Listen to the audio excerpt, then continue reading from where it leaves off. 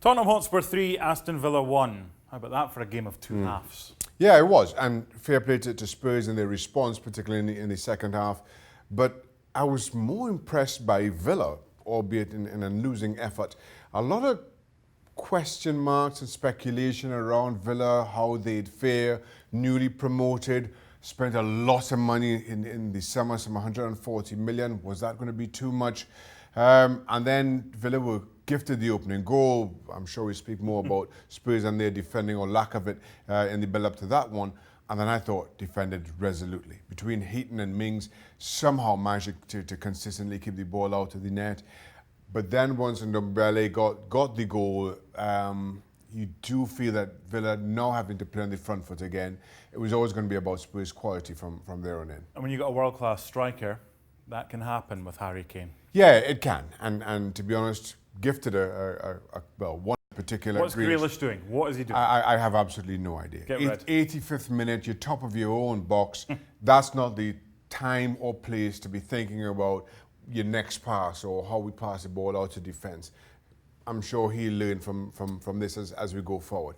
But you simply cannot afford to give Harry Kane those kind of opportunities. He took his first. His second was just typical Harry Kane. Settles himself from the top of the box. Never looked flustered. Inches inside of the post. Nothing he could do about it.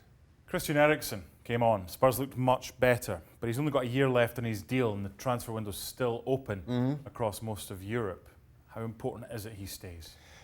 Well, I'm a little bit divided on that because I'll be honest, I don't think that Eriksen is going to sign a new contract. So the choice is either you take money now and you figure the other parts out around him, or you let him go for free. What would you do? I'd take the money. You would? I think Spurs have had a decent transfer window, not great, but given the transfer windows they've had or been having of late, you take this all day long.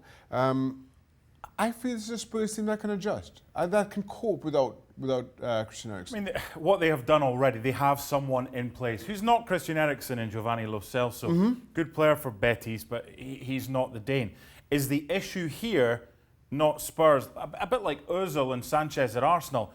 There's only 12 months left. This should have been done a long time ago. Yeah, I mean, I don't know how you let a player of Eriksen's quality get this close to the end of the contract. That goes without saying, and that's more a question for Daniel Levy than one for Pochettino, I'm sure. But Pochettino is the one who somehow now has to make it work. Let's talk about the two teams individually. Spurs, title challengers for you? Not title challengers. I don't think Spurs are as good as Manchester City or Liverpool. But I do think, given their signings, they've put a little bit more distance in between themselves and the rest of the chasing pack, namely Chelsea, Arsenal and Manchester United. So I think comfortably a top four finish. Anything less than that would be a huge disappointment. Some people would have been surprised by Villa in the first half, but with the quality they brought in, John McGinn's an excellent player. Jack Grealish is an excellent player. The heart of their team is decent. They'll be all right, won't they? I think so. And this is almost not really a realistic kind of assessment for Spurs, for Aston Villa, because you come up against a team you expect to be on the back foot for most of the game, and you already come in with the attitude that whatever we get here, we're going to take. You know, if we manage to scrape a point out of this, it's more than we expect.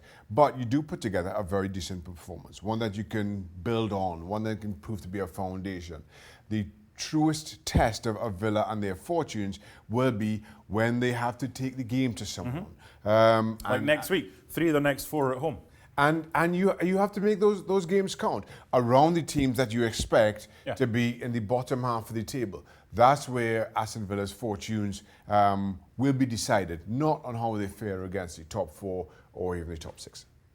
Tom Heaton did all right as well. He was outstanding, really was. Leave that to the end so he can wax lyrical when we finish this interview. Spurs very good in the second half. At half-time, though, their fans must have been thinking, oh, 1 or 2 problems caused by the new boys.